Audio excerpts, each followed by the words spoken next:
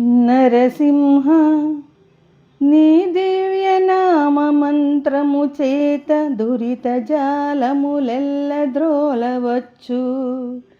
నరసింహ నీ దివ్య నామ మంత్రము చేత బలుపైన రోగముల్ బాపవచ్చు.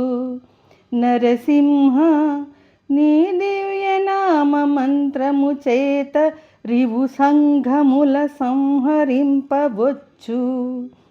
నరసింహ నీ దివ్య నామ మంత్రము చేత దండహస్తుని బంట్ల ధరుమవచ్చు. బళిరా నేనీ మహామంత్ర బలము చేత దివ్య వైకుంఠ పదవి సాధింపవచ్చు. భూషణ వికాస శ్రీధర్మపురవానివాస దుష్ట సంహార నరసింహ దురిత దూరా.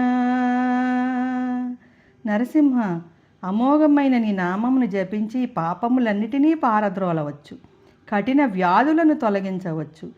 శత్రు సేనలను చంపవచ్చు. ప్రాణములు గొనిపోవచ్చిన యమదూతలను తరుమవచ్చు.